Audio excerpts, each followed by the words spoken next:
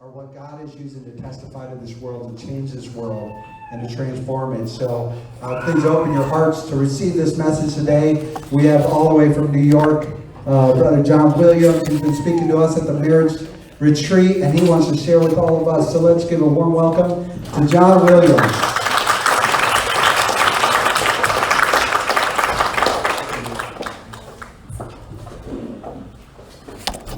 Hi everybody, I'm so happy to be here. This is, honestly, your community is so beautiful.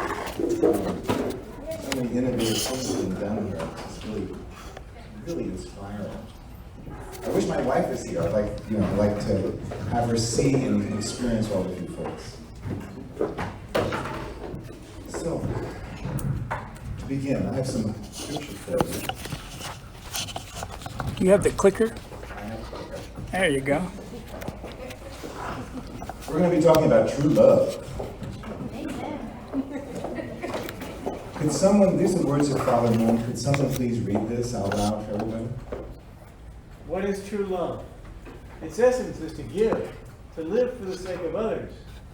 True love gives, forgets that it has given, and continues to give without ceasing. Doesn't that sound wonderful? It's really wonderful to hear things like this, especially when we look at our mate or somebody else and think, yeah, that's what I'm expecting from you. In other words, it's very inspiring to hear about true love in that way. It's intimidating to think about us delivering it. Yeah. Someone else read this one. What is that which you need more than anything else? It is not money, power, or knowledge. It is true love. Love is the only thing that can satisfy all human desires. Remarkable, really a remarkable idea. Given all the human desires, love is the only thing that satisfies all of them. It's really very profound and not, it sounds good, it's the kind of thing you want to stick on the wall, but it's actually very deep and not easy to understand when you think about all the things that people chase after. But love is actually what we most want. Next, someone else? Perfect love casts out fear. Right. Where there is perfect love, there is no fear. So again, we love these actually, is there one more? I think? No. I do forget. There's of course also the famous passage from 1 Corinthians, all about love, which describes it in great detail. Again, we love these verses when imagining receiving it. It is very confronting to imagine giving love like this. And I think we all feel quite inadequate and limited. Because of my work, I've had the opportunity to think about love and marriage and family life all the time over the years. But it doesn't make me immune to selfishness and difficulties with my wife. The other night, my wife and I go to the gym. I park the car at the gym. I tend to be pretty casual about the way that I park the car. In terms of getting it in straight, or maybe, next to maybe in the middle of the parking spot. I tell myself it's no big deal. My wife, however, who's a bookkeeper, is very careful about parking and notices when I am parked askew. She has many reasonable reasons for wanting me to park the car properly. It's considerate to the next person, the other people. It's making sure that maybe it minimizes the possibility of our door hitting somebody else, their door, you know the whole thing. But the thing is, whether she asks me to park the car again more properly, or doesn't say anything, I already am imagining, as soon as I do it funny, I know what she's thinking.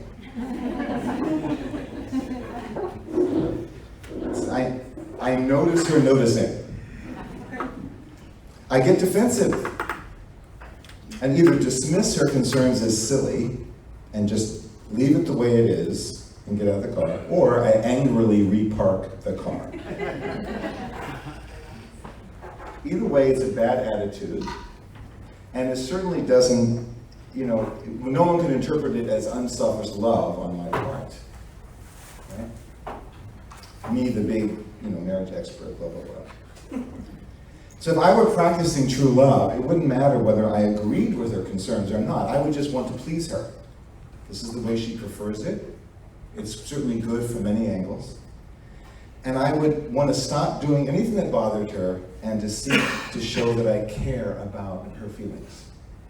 It would be my pleasure, in fact, to demonstrate my love that way. Like, why not? It's no big deal. It's so funny, as someone has wryly noted, that when we first come into relationship with our mate, and in the very beginning we swear we will die for her.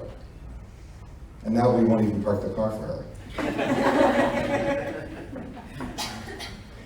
In any case, instead of me just graciously parking the car the way she likes, I get all caught up in myself, my own fears. I have fears of being controlled, fears of being disrespected, fears of looking incompetent. I know that's what's behind it. It's kind of weird, isn't it? When you think about it. It becomes all about me, not about serving her, and she's the most precious person in my life, without any doubt. I miss her even now, and yet I get all caught up in weird things when I just need to park the car right. I get caught up in thinking about myself. It's weird, isn't it?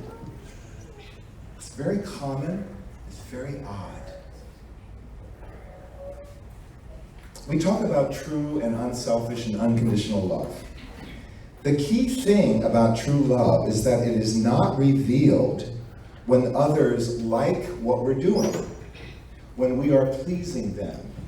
Really, the only way that it's revealed is when others care about us when we don't make them happy.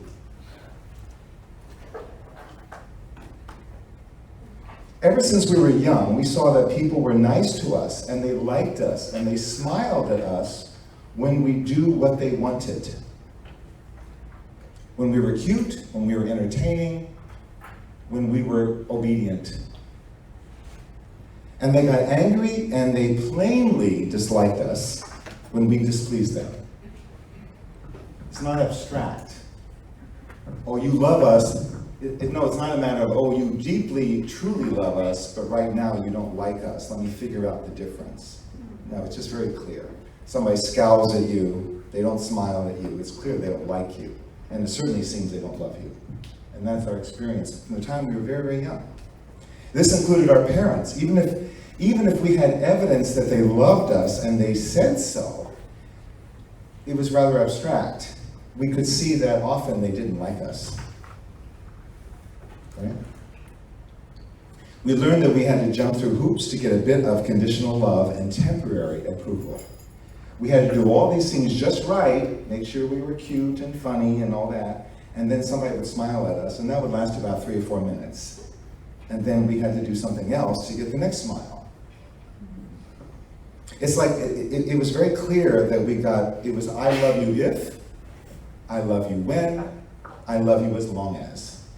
And not a bit longer. I like you if, I like you when, I like you as long as, and then you have to do something else for me. It's like being given a little bit of oxygen, just enough to survive on, but not to take a deep breath, based on pleasing others moment to moment.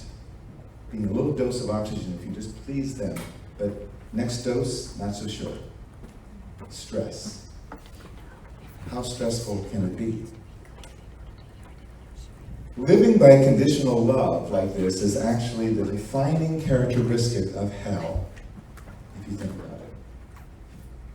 It's what hell is. Being conditionally loved and constantly struggling to get the next breath of love.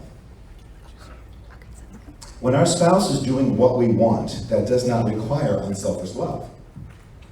In fact, selfish love is happy with the other person when they are doing what we like.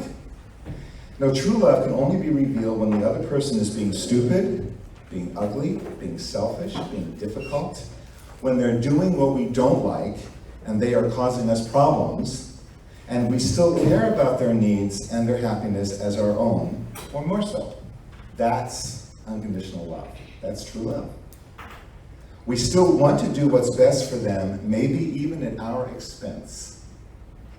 And I know everyone in this room knows what it's like to love that way. Spouses are sacrificially, sometimes suffering to love their spouse that way. And parents sacrificially suffer sometimes to love their children that way. Think of it. What is the most memorable times of feeling loved in your life?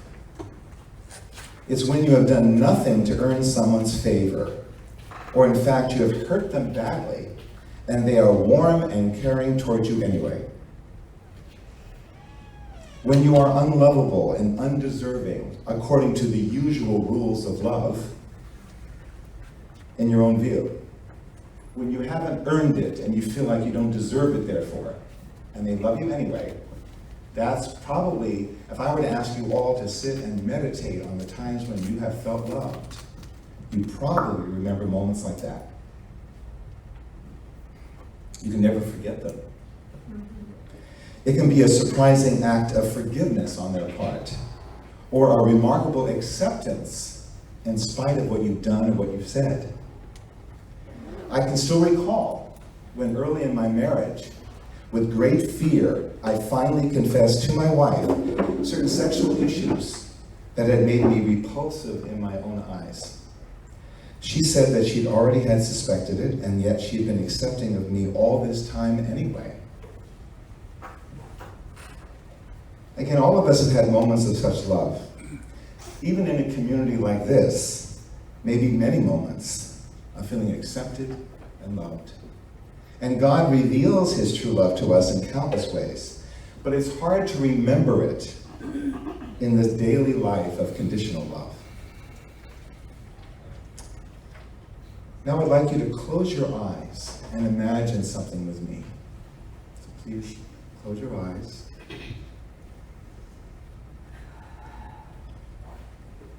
Imagine you're having a very bad day at work. The car had to go back to the shop again this morning, so you were late for work, which left you unprepared for a big meeting. Your boss berated you in front of everyone, and now the company technicians just turned off the power without warning you, so your unsaved work on a report was just lost. You're so upset and frustrated that you feel like you're going to scream. Suddenly you get a call that someone is here to see you. When you go to the reception area, a warm and gracious older couple greets you by name and invites you to lunch. They're an aunt and uncle you've never met who are in town. Somehow, from their peaceful and inviting faces, you sense that you can trust them. Relieved to have a break, and because you can, you decide to take the rest of the day off. As they ask you questions with great interest and you talk and ride with them, it's clear that they're delighted to see you and curious to learn a lot about you. When you enter the pleasant home where they're staying, you see that there are many others there talking and laughing. Some of them spot you and come over to greet you, and they touch you warmly with a feeling of unreserved welcome. Though they are strangers to you, you don't feel shy in the least. You sense how they seem to really love each other and seem happy themselves, and they don't really appear to want anything from you. It's surprising that they seem genuinely concerned only with your happiness. As you enjoy the company of these new friends, it's clear that you don't have to do anything to impress them or to make them like you. You don't need to please them. You don't need to perform for them. It doesn't seem to matter to them whether you're smart or pretty or handsome. They don't really seem to care if you say or do something kind of foolish. It strikes you that you really can't feel ashamed or embarrassed around these people. There's nothing you can do to disappoint them or really even hurt them. They seem to accept and to like you no matter what you do. Utterly relaxed and with eager listeners, you begin to tell them the story of your life. They ask you questions, and you feel no inclination to hide anything from them. You talk about your mistakes and your achievements, your failures and your successes, your fears and your hopes. They seem to understand, and they accept everything you're saying. For hours, you just talk and laugh with these new friends. So just allow yourself to enjoy this feeling.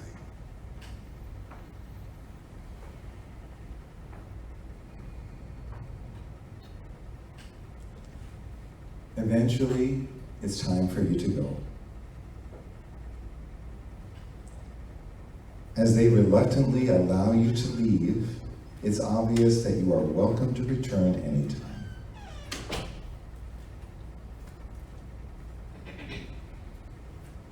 Now keep your eyes closed and return to the room with me. And think about it. When you are with these people, would you be inclined to be irritable or angry? Would you feel any need to brag and show off?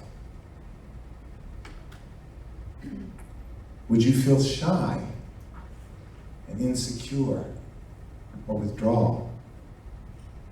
Not likely. Why would you do that with people who unconditionally accept and love you? Would you still be upset about the car, about your boss, about the computer? Of course not. Why would that matter when you have what is most important, to be unconditionally loved and accepted? Okay, now open your eyes. I hope you could imagine it. By the way, this scenario I just gave you and these concepts are largely taken from the book by Greg Bear, Dr. Greg Bear, called Real Love.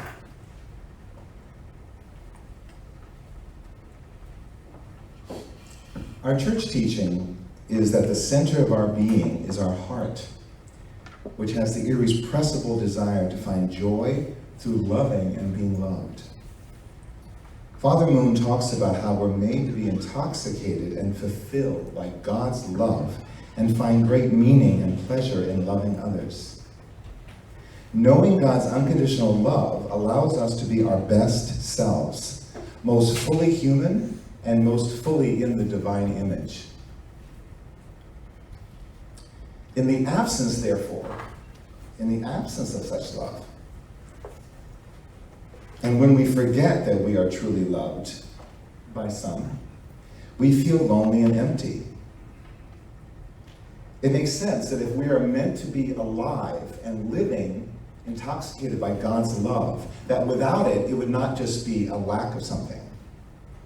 It would be like the absence of oxygen. It's not something nice to have, it's actually essential to live true love, according to what Father Moon has taught us. The heart must love and the heart must be loved. We can't stop it. It's all we live for. And if we don't receive such love, if we're not able to give such love, it would mean that it must be catastrophic. Without unconditional love, we have to be weak, insecure, and act less like God or our best selves. We feel pain and fear, especially the fear of losing others' temporary love and approval. Remember that line about perfect love casts out fear? Without it, then, we have to be afraid. This pain and fear is constant and low level, barely noticed, since we're rarely free of it. It's just like a chronic ache. It naturally makes us distracted and self-absorbed and looking for relief. Think about when you're really hungry or have a backache or a stone in your shoe. It's really hard to think about others. So in other words, we tend to be selfish not just because we're sinful and bad and screwed up, but we tend to be selfish because we're distracted by chronic pain It's actually the way we were designed. We're supposed to be distracted by pain, so we do something about it and then get back to the act of living for others. But in constant pain, it's hard to think of others. On the other hand, when we feel unconditionally loved without having to earn it, we no longer feel alone, empty, and anxious. We feel important. We feel powerful. We feel joyful. We feel safe. And it's a pleasure to love others. In fact, we can't help doing so. When you feel really loved, you can't help but love other people. That's just the way it works. It's impossible not to. Just think about it for a moment. Think about a little kid, like the ones in the other room. Little kids clearly feel entitled. They just stand there and they think, I'm entitled to be loved. I'm wondrous, I'm amazing, look what I can do. I am entitled to be adored, to be celebrated. Why do they do this? Why do they feel this way? Is it because they're simply immature and self-centered and need to learn a few things? Or is it because they're closer to their original nature than we are? Because they know that they deserve to be loved. Of course, without doing anything. Because they're there. We learn that we have to do things to get love. Little kids, before we teach them otherwise, know that they deserve to be loved just because they're here. Right? Right.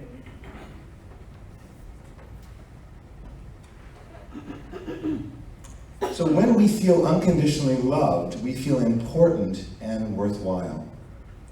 We have no need to win praise by looking good, by having cool gadgets or designer stuff. We don't need to get people to like us by proving how smart we are, how competent we are, or how much we work hard. We don't need to get attention by being funny or being right.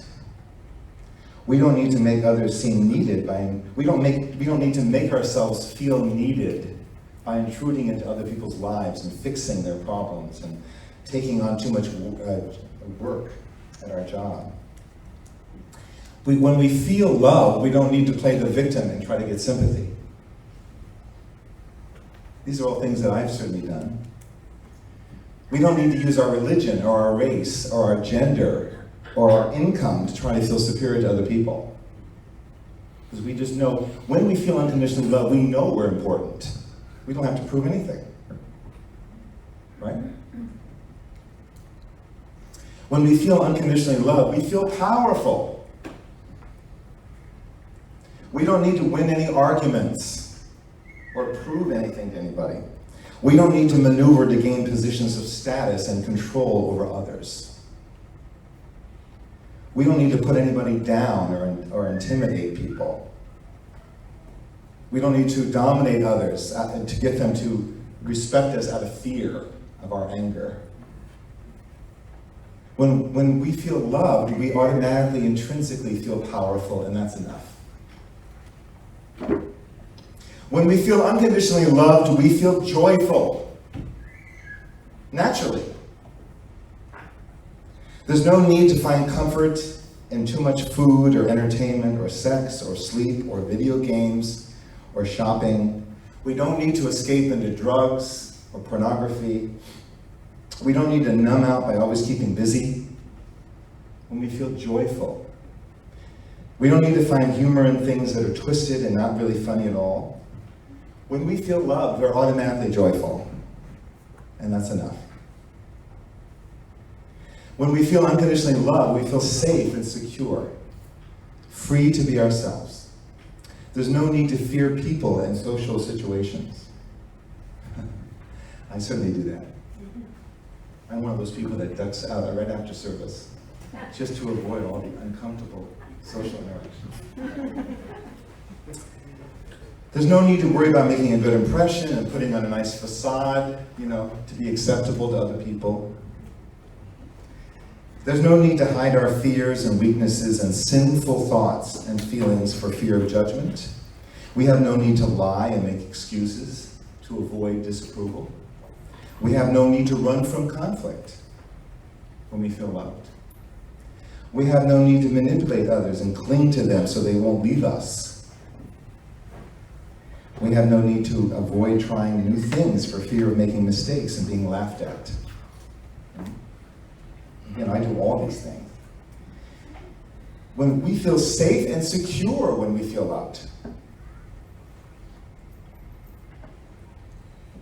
So it's not just fallen nature, it's also fallen nurture. We were all trained by the world to do what we had to do to earn and deserve a few scraps, a few crumbs of conditional love and approval. Or we find endless distractions and substitutes for love to avoid the pain of emptiness and fear. False love is better than no love at all.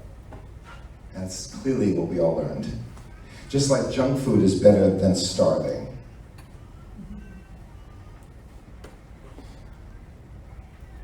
And for those of you who knew Father Moon, he was alive, and those of us who were hanging around him, I can say that I know he could see right through us. He could see our mixed motives for doing what we did. He knew that how much we may have wanted to serve God and humanity, but also that we did what we had to do to get any kind of attention and approval and power. He knew that we didn't really know that we were loved and that we were doing things to earn love, or at least to avoid the pain of emptiness. But he loved us anyway. He could see, again, our mixed motives, and he loved us anyway. And so maybe we can learn to love ourselves and each other.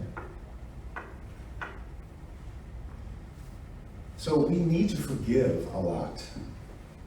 When it comes to our marriage, when it comes to our family relationships, we have to do a lot of forgiving. We have to forgive ourselves and each other. For those of us, when you think about a marriage, those of us who are married, your mate wants to be a better person and a better spouse and parent. But without knowing true love, it's really hard. That's true that all of us are unselfishly loved by God, and others have given us true love at times, but we often can't remember this and can't access this love. In that way, no one has a stash of unconditional love that they are deliberately withholding from us. It's important to realize this. When you get frustrated that your spouse doesn't love you enough, it's not because they woke up in the morning and they said, I have a big chest of love under the bed, and I could give it to my wife or my husband, but I ain't. Right? They're not giving you much because they don't have much. This isn't like some sort of premeditated scheme or something, Your spouse is probably riding on fumes and doesn't have a whole lot in the tank.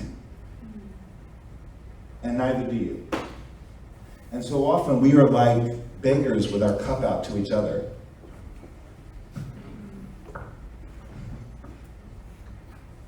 Not much there.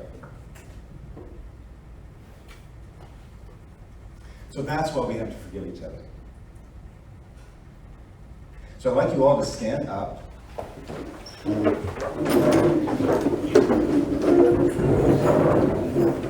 Okay, so whether you are here with your mate, and of course you're addressing them.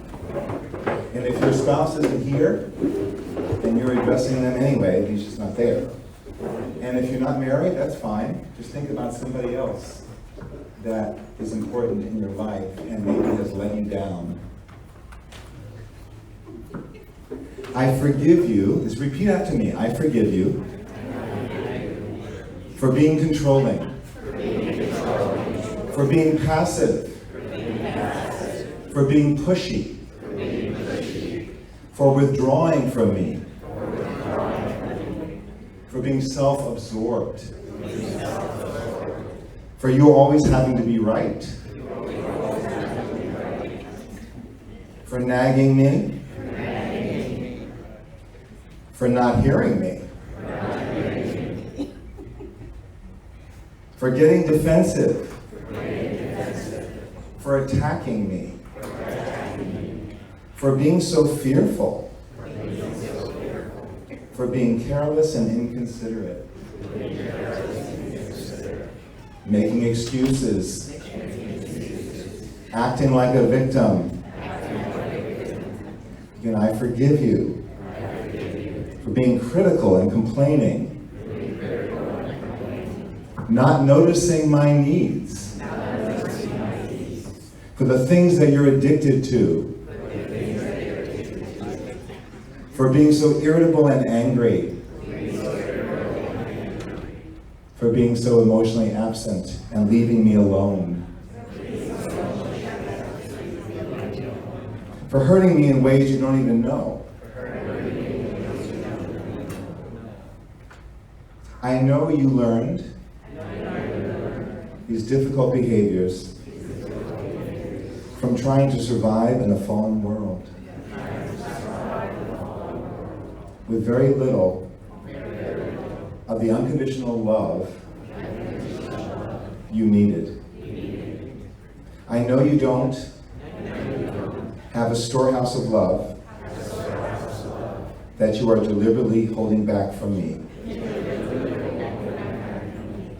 You sometimes have nothing to give.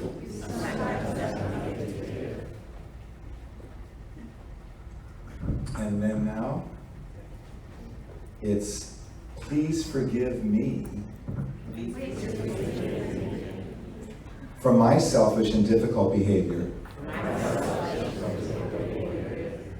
Forgive me for my inability to love you as God does and as you need and deserve. I want to learn how to love you better. Thank you for putting up with me while I learn. I'm grateful to have you to love and for you to try to love me. Have a seat. Thank you. Thank you for doing that.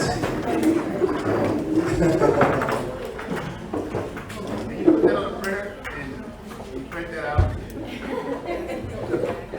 I'll send it to Joe.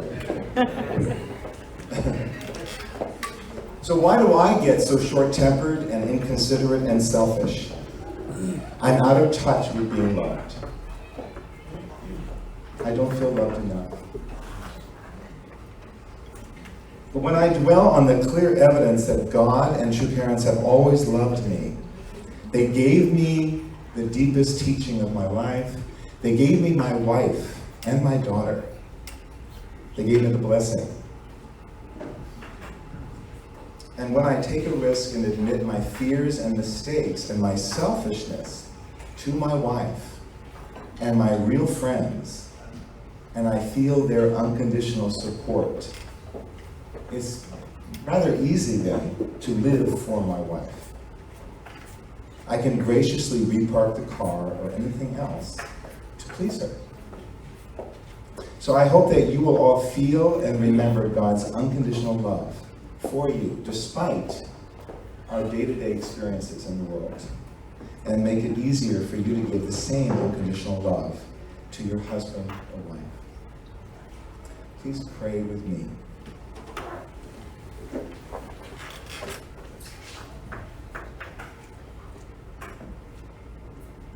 Our Heavenly Parent, our hearts are melted when we see little children. We see how they are so intrinsically beautiful. It has nothing to do with how they behave. It has nothing to do with them doing what we wish they would do now. But we are overwhelmed with their beauty, their goodness. We're so overwhelmed with how they resemble you. We know instinctively that they deserve to be listened to and cherished and valued. And we often feel so sorry that we are hurried and that we are distracted with our own pain and stress, and we can't give them the love that they deserve. But we also can understand that from your point of view, we are just like them. That when we grow up and become old and responsible and have to do all kinds of things, we're not any different than we were when we were little kids. We were always deserving of love. Despite mistakes we make or what things we might have done, it doesn't change our innate value, our lovability.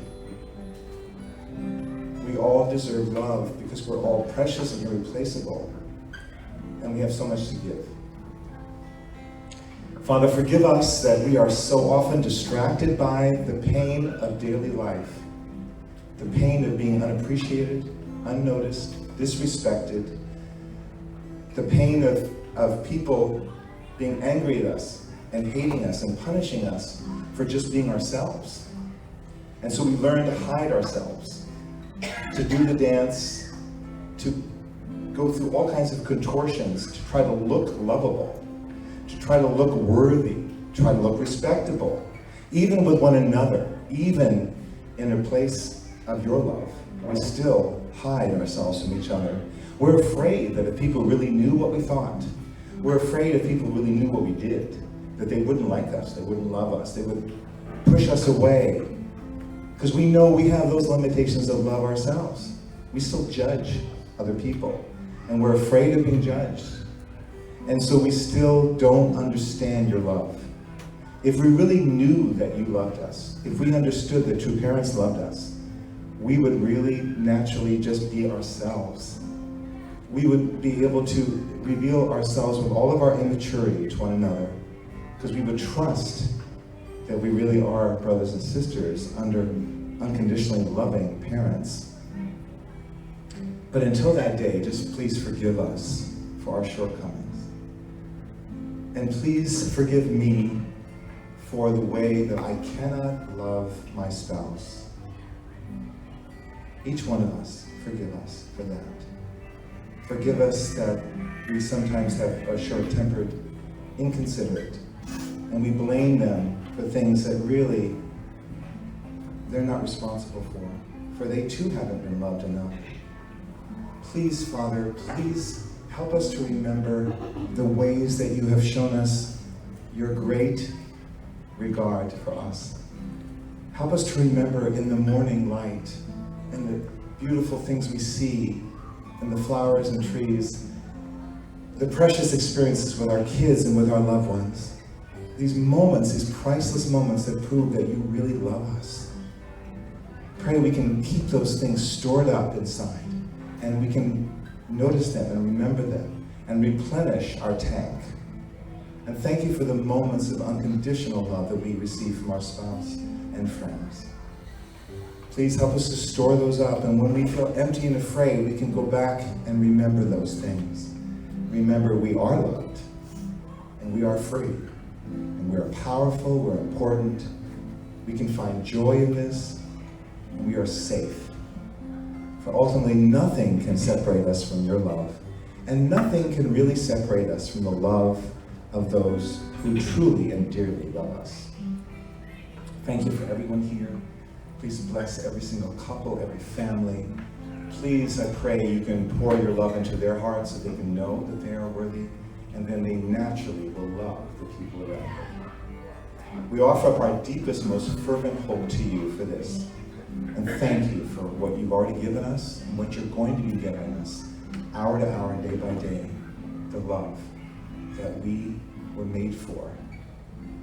And thank you for the time when we will, in the future, after we die, when we will live entirely breathing the love, and it will be so obvious that you have always adored us. We pray these things with gratitude for one another and for you and for love. In our names.